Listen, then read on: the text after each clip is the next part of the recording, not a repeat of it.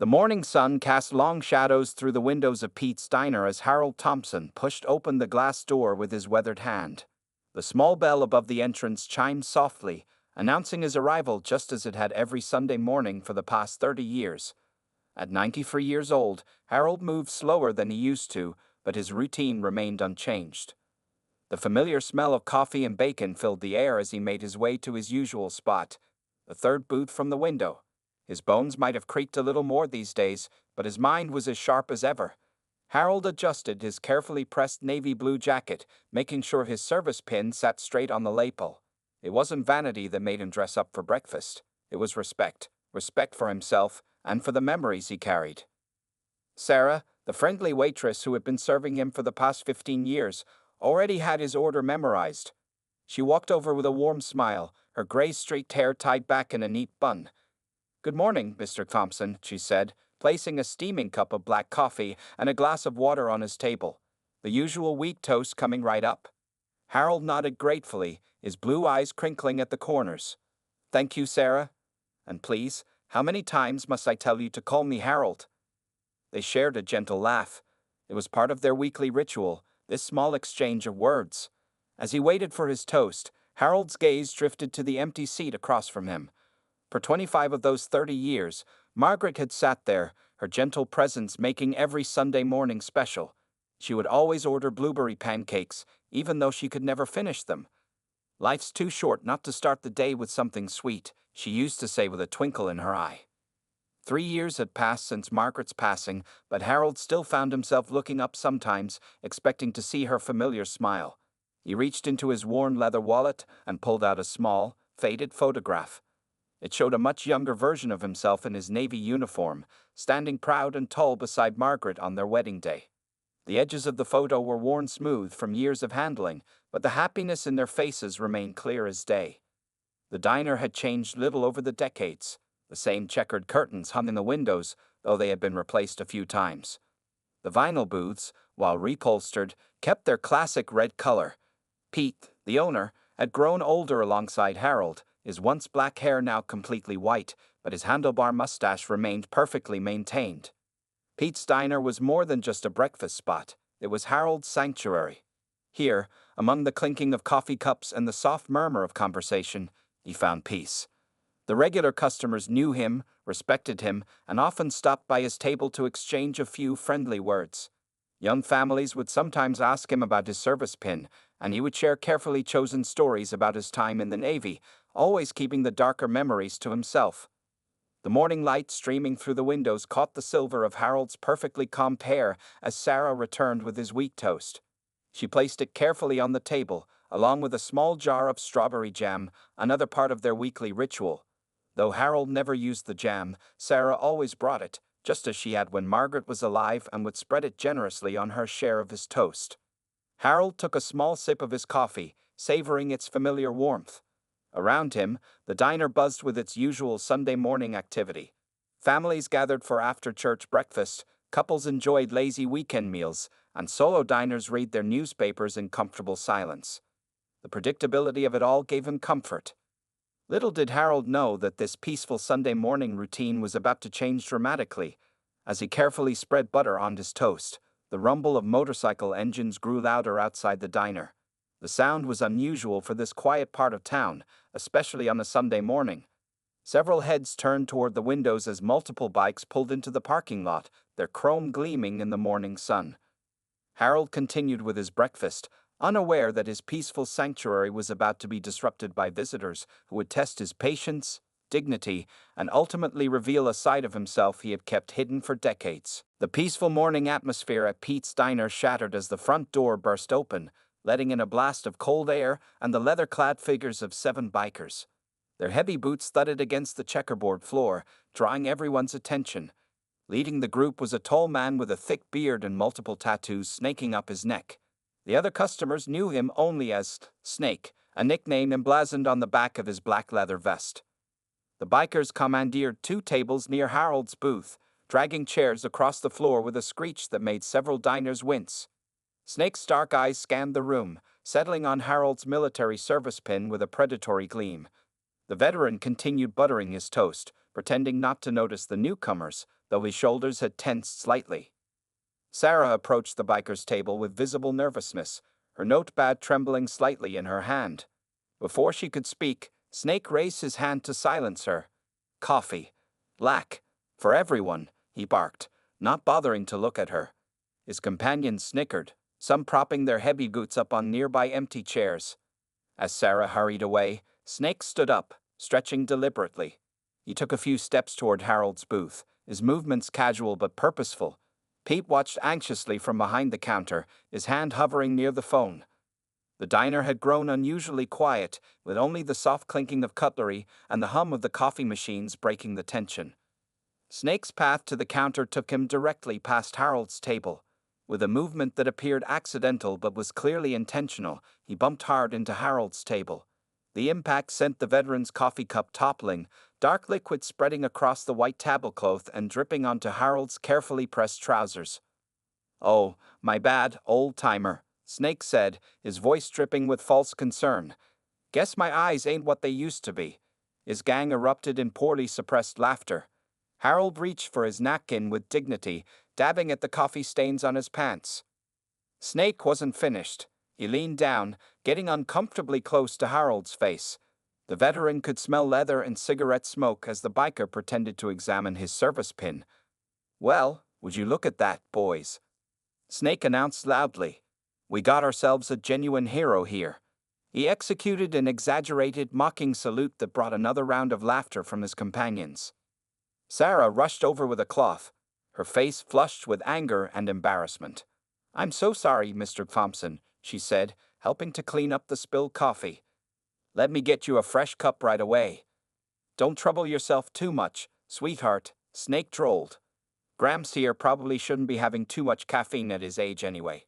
He reached out and patted Harold's shoulder with fake friendliness, the gesture more of a shove than a pat. Harold remained silent, his weathered hands steady as he continued to clean up the mess. His face betrayed no emotion, but those who knew him well could see the tightness around his eyes, the slight clench of his jaw. He had faced far worse than bullies in his lifetime, and his dignity remained intact. Pete finally stepped out from behind the counter, his usual friendly demeanor replaced with stern authority. "Your coffee's ready," he called to the bikers, his voice firm. "Best drink it while it's hot." The implied suggestion to return to their seats was clear. Snake straightened up, shooting Pete a challenging look. After a tense moment, he shrugged and swaggered back to his table. "Just trying to show some respect to our elders," he said loudly, prompting more snickers from his gang. The other customers in the diner had become very interested in their plates, avoiding eye contact with both Harold and the bikers. A young mother quickly paid her bill and hurried out with her children. The comfortable, homey atmosphere of Pete's diner had been replaced with an air of unease. Sarah brought Harold a fresh cup of coffee and a clean napkin, her hands still shaking slightly. "It's on the house, Mr. Thompson," she whispered. Harold thanked her quietly, his voice steady despite the humiliation he had just endured. As Harold finished his breakfast, the bikers' loud conversation and occasional bursts of laughter filled the diner. Their eyes kept darting to his table, clearly planning their next move. This was only the beginning, and everyone in the diner knew it. The sanctuary of Pete's diner had been invaded, and Harold's peaceful Sunday mornings would never be quite the same again. The following weeks brought unwelcome changes to Harold's cherished Sunday morning routine. Each week, you would arrive at Pete's diner to find the bikers' motorcycles deliberately parked in a way that blocked his usual spot, forcing him to park farther away and walk a longer distance with his cane. They knew his schedule now, and they were using it against him. On this particular Sunday morning, the late October air was crisp and cold. Harold's joints ached more than usual as he made his slow journey from the far end of the parking lot. Snake and his gang stood by their bikes, watching his approach with poorly hidden amusement. One of them, a stocky man with a red bandana, revved his motorcycle engine repeatedly as Harold passed, the loud noise making the old veteran flinch slightly. "Taking your sweet time there, Pops," Snake called out, lighting a cigarette. "Some of us would like to get our breakfast before dinner." His gang laughed on cue, the sound harsh in the morning quiet. Harold kept his eyes forward, focusing on putting one foot in front of the other with deliberate dignity. Inside the diner, the atmosphere had changed drastically from what it used to be. Several regular customers had switched their Sunday breakfast times to avoid the bikers. The families with young children who used to greet Harold warmly were notably absent. Even the morning sunlight seemed dimmer, as if reluctant to fully illuminate the changed environment. Sarah still brought Harold his usual black coffee and wheat toast, but now she did it with nervous glances toward the bikers' tables. They had made it a habit to critique her service loudly, making crude comments that brought color to her cheeks. Pete had tried to intervene once, but after finding his car's tires slashed the next morning, he had become more cautious, though the anger in his eyes was visible whenever he looked at the gang. "Hey, old-timer," Snake would call out regularly, his voice carrying across the diner. "Tell us again about your war stories." "Oh wait, you probably can't remember them anymore." The gang would roar with laughter, slapping the tables and making the silverware rattle. Harold maintained his composure, eating his breakfast with the same measured pace he always had, but those who knew him well could see the toll it was taking. His shoulders, usually straight with military bearing despite his age, had begun to slump slightly. The warm smile he used to share with other customers appeared less frequently, replaced by a tight-lipped expression of endurance. One morning, as Harold carefully cut his toast into precise triangles, Snake's right-hand man, a tall biker they called Razor, deliberately tripped while walking past his booth. His full cup of coffee splashed across Harold's newspaper, soaking through to his breakfast plate. "Oops," Razor said, spreading his hands in mock apology. "Guess I'm just as clumsy as some other folks around here." The gang's laughter echoed off the diner's walls, seeming to grow louder with each passing week. Sarah rushed over with cleaning cloths, her eyes glistening with unshed tears of frustration. "I'm so sorry, Mr. Thompson," she whispered, though they both knew she wasn't to blame. Harold patted her hand gently, the same way he used to comfort young sailors during storms at sea. The incident with the coffee was just one of many. They would move his cane when he wasn't looking, forcing him to search for it. They made snide comments about retirement homes having vacancies and making way for the next generation. Each Sunday brought new forms of harassment, each carefully calculated to stay just on the edge of what could be dismissed as accidents or poor jokes. Pete had started keeping a notebook, documenting each incident, though he wasn't sure what good it would do. The local police had driven by a few times, but without any clear evidence of laws being broken, their hands were tied. The bikers were careful to keep their harassment subtle enough to avoid legal consequences. Harold considered changing his routine, perhaps finding another diner, or giving up his Sunday breakfast tradition altogether. But something inside him, the same spirit that had carried him through war and loss, refused to be driven away. This diner held too many memories of Margaret, too many years of peace and friendship to be abandoned without a fight. Yet even the strongest spirits can be worn down by constant erosion. As Harold sat in his booth that Sunday morning, watching his coffee-soaked newspaper drip onto the floor, he felt the weight of his 93 years more heavily than ever before. But unknown to the bikers, they were pushing him toward a breaking point that would reveal just who they were really dealing with. The morning that changed everything started like any other Sunday at Pete's Diner. Harold sat in his usual booth, though these days he kept his cane closer to his side and his worn leather wallet in his front pocket instead of his back one. The autumn wind rattled the diner's windows, and dark clouds threatened rain, matching the gloomy atmosphere inside. Snake and his gang had arrived earlier than usual, their motorcycles taking up multiple parking spaces near the entrance.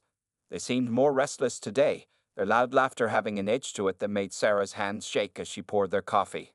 Even Pete noticed something different in their behavior, keeping a closer eye on their corner of the diner.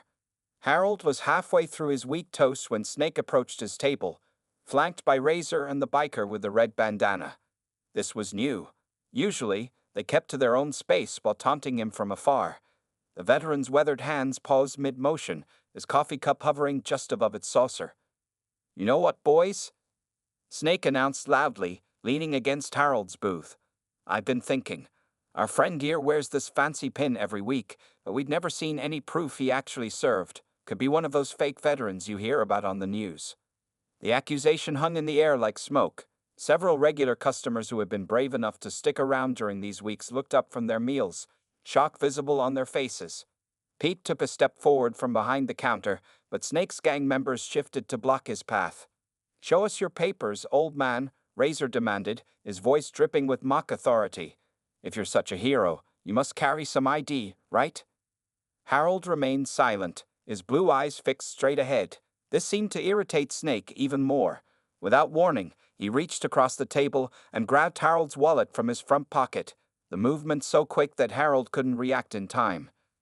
Let's see what we got here, Snake sneered, opening the wallet. He started pulling out cards and papers, dropping them carelessly on the table. Harold's VA card, his driver's license, and some old receipts scattered across the surface. Then Snake found it, the photograph Harold always carried with him, the one he looked at every morning before starting his day. The sacred image of his young self in his Navy uniform, standing proud beside his ship with his fellow servicemen. Well, what do we have here? Snake held up the photograph, his dirty fingers leaving smudges on its edges. Look at this, boys, Grandpa in his sailor suit, bet he was just a cook or something. The other bikers crowded around, passing the photograph between them roughly.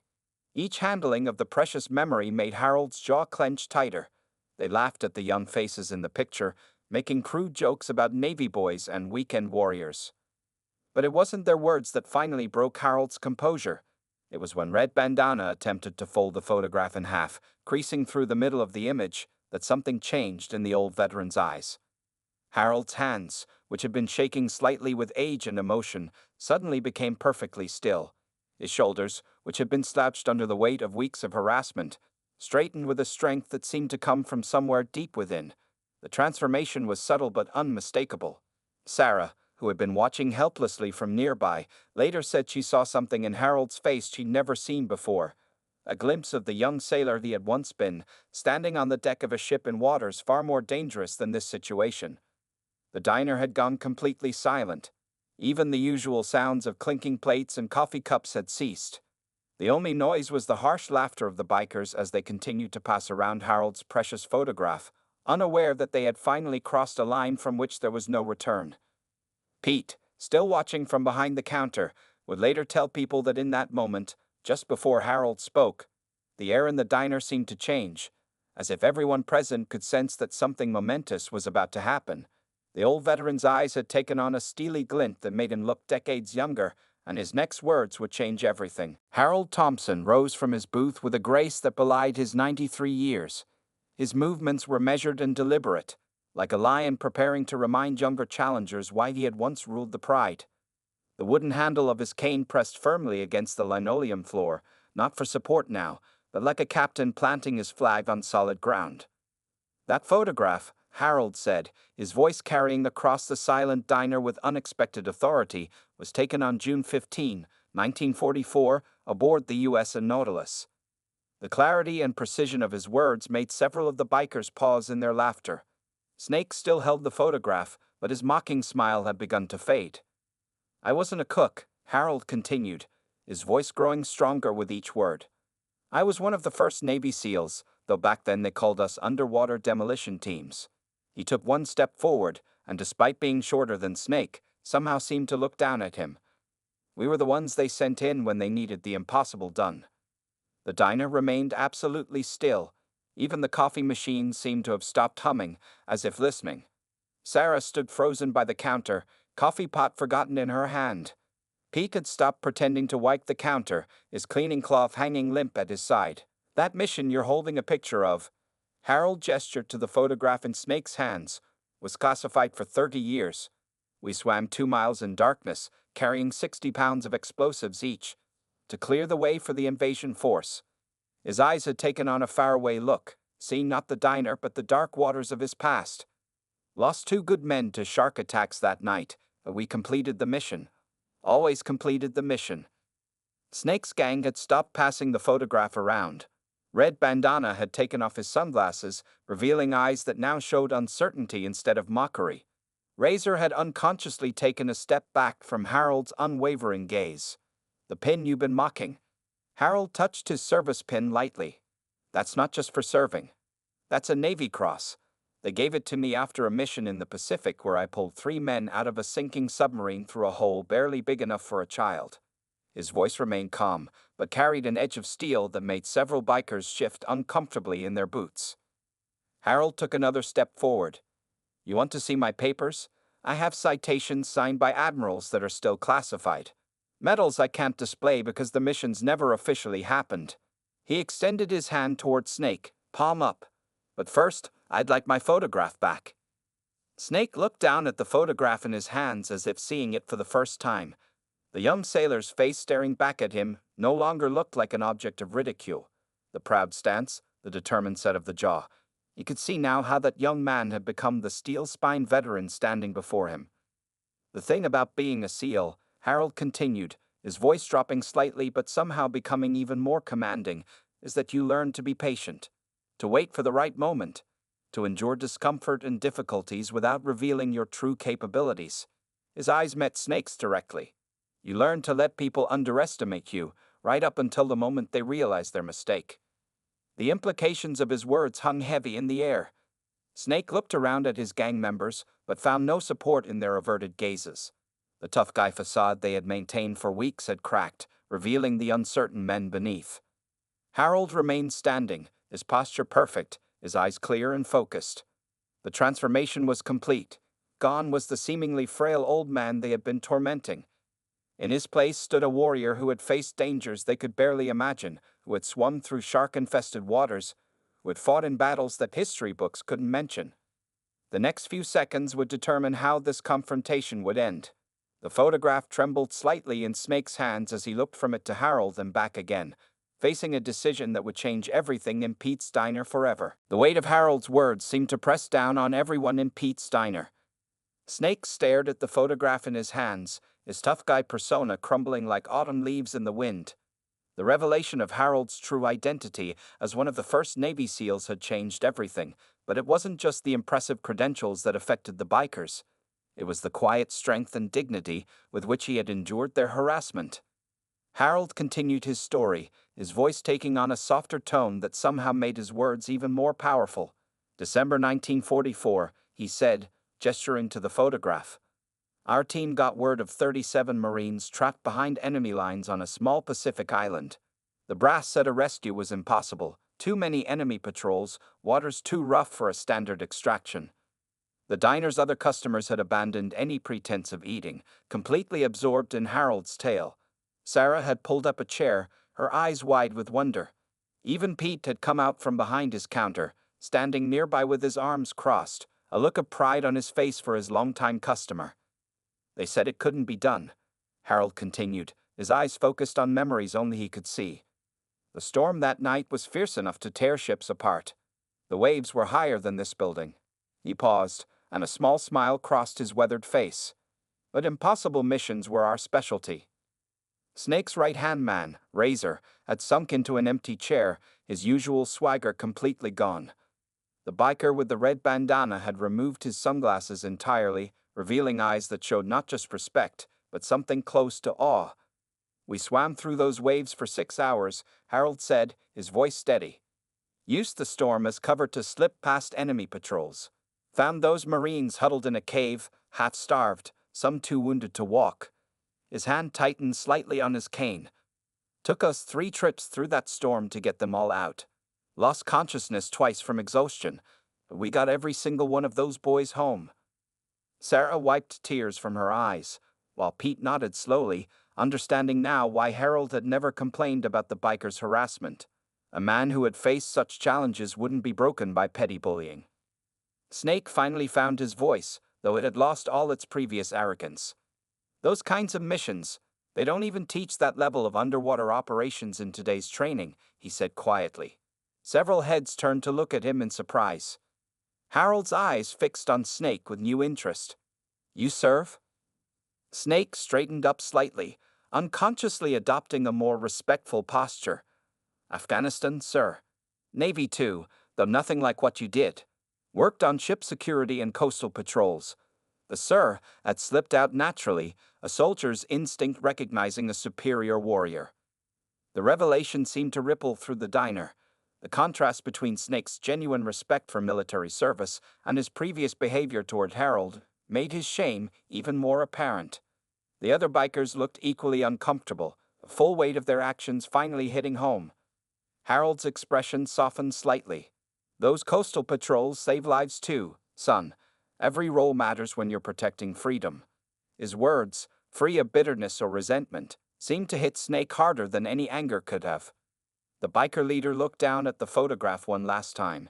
In it, young Harold stood tall and proud, surrounded by his fellow servicemen, their faces showing the same quiet determination that the older Harold now displayed.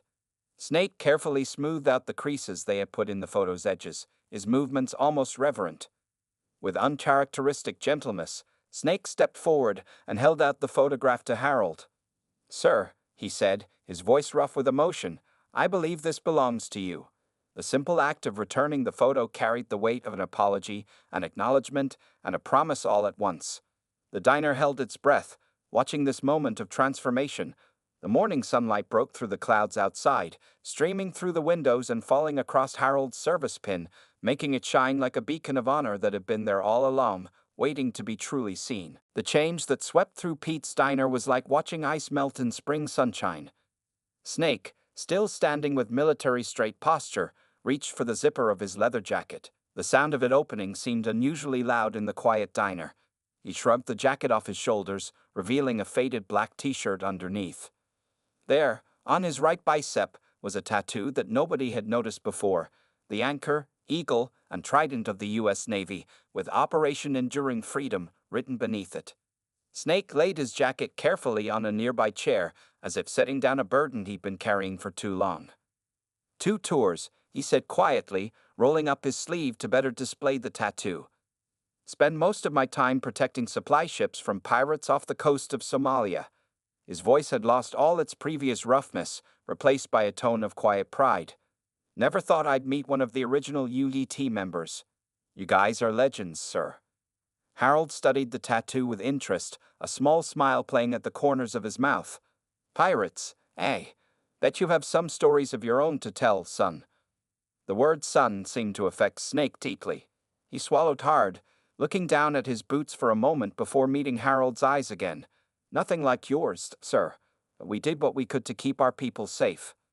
One by one, other members of the gang began to reveal their own connections to military service. Razor stepped forward, pulling up his shirt sleeve to show a Marine Corps emblem tattooed on his shoulder. 4 years in the Corps, sir. Iraq. His voice was barely above a whisper, shame evident in every word. The biker with the red bandana, who everyone knew as Doc, spoke up next. Army medic, Afghanistan. 2 purple hearts. He removed his bandana, revealing a small scar above his left ear. Should have recognized a fellow veteran when I saw one. There's no excuse for how we acted. Sarah had begun brewing fresh coffee, wiping tears from her eyes as she worked. Pete stood by the counter, a proud smile on his face as he watched the scene unfold. The other customers in the diner sat in respectful silence, witnesses to this unexpected transformation. More revelations followed. Another biker had served in the Air Force, maintaining planes in Kuwait. One had been a Coast Guard rescue swimmer.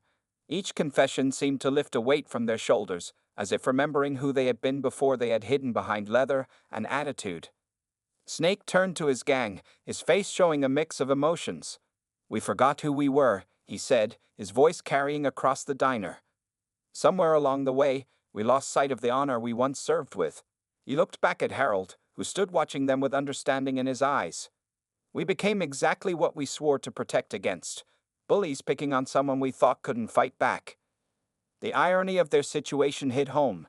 They had spent weeks tormenting a man who had faced dangers they could barely imagine, who had demonstrated more courage in silence than they had in all their loud displays of toughness. Harold's response surprised everyone. He pulled out a chair at his table and gestured to Snake. "Sit down, sailor," he said warmly. "Tell me about those pirates." Then he looked at the others. "All of you. There's room at this table for warriors who remember their honor." The invitation hung in the air for a moment. Then Snake moved forward, pulling out a chair with newfound respect. The others followed, arranging chairs around Harold's booth. Their movements were different now. Gone was the swaggering arrogance, replaced by the disciplined bearing of servicemen in the presence of a respected elder. Sarah hurried over with fresh coffee cups for everyone, her smile radiant.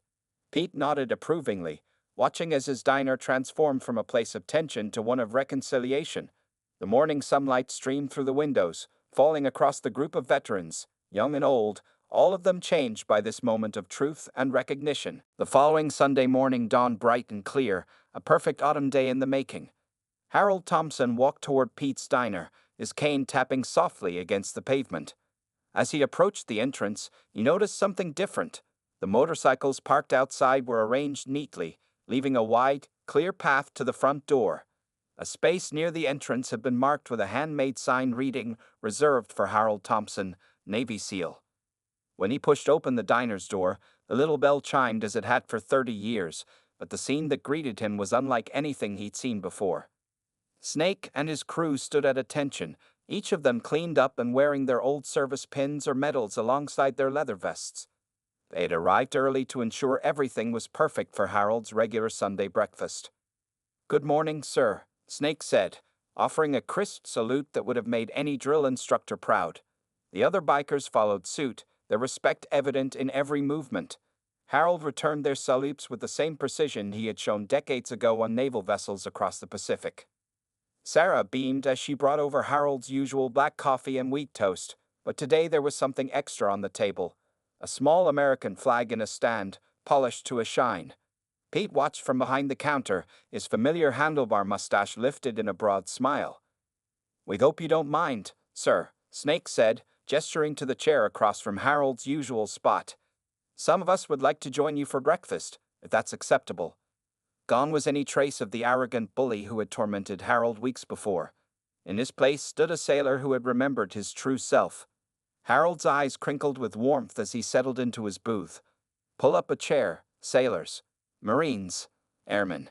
He looked at each of them in turn. "There's always room at my table for brothers in arms." The transformation of Pete's diner was complete. What had once been a scene of harassment had become a gathering place for veterans of all ages. Doc, the former Army medic, shared stories about modern field medicine, while Harold described treating wounds with supplies salvaged from sinking ships. Razor, the ex-Marine, listened intently as Harold explained underwater demolition techniques that had paved the way for modern special operations. Other veterans from town, hearing about the Sunday gatherings, began to join them. Young servicemen home on leave would stop by to listen to stories spanning conflicts from World War II to Afghanistan. Pete had to rearrange the diner's seating to accommodate the growing group of veterans who came to share meals and memories with Harold. Sarah noticed that Harold seemed younger somehow, energized by the opportunity to pass on his experiences to a new generation of warriors. His hands no longer shook when he held his coffee cup, and his voice carried clearly across the diner as he shared wisdom earned in distant waters. The bikers had found something they didn't know they were missing, a connection to their own history, a chance to learn from someone who had helped forge the traditions they had carried forward. They still rode their motorcycles and wore their leather, but now they did so with the dignity and honor they had once shown in uniform. One morning, Pete unveiled a new addition to the diner, a wall of honor featuring photographs of servicemen and women who frequented the establishment. In the center was the photograph that had started it all, young Harold with his UDT team, now professionally framed and protected behind glass. Beside it hung newer photographs of Snake and his crew from their days in service, their young faces showing the same pride and determination Harold had shown. The diner had become more than just Harold's sanctuary. It was now a bridge between generations of veterans, a place where the legacy of service and sacrifice could be shared and honored. Every Sunday morning, the sound of laughter, storytelling, and the clinking of coffee cups filled the air, while outside, motorcycles stood guard like silent sentinels, their chrome gleaming in the sunlight. And if passers-by noticed that the local biker gang now served as an honor guard for a 93-year-old veteran, ensuring his path was always clear and his coffee was always hot, well, that was just another story of transformation and redemption in a small-town diner where heroes gathered to remember, to share, and to heal.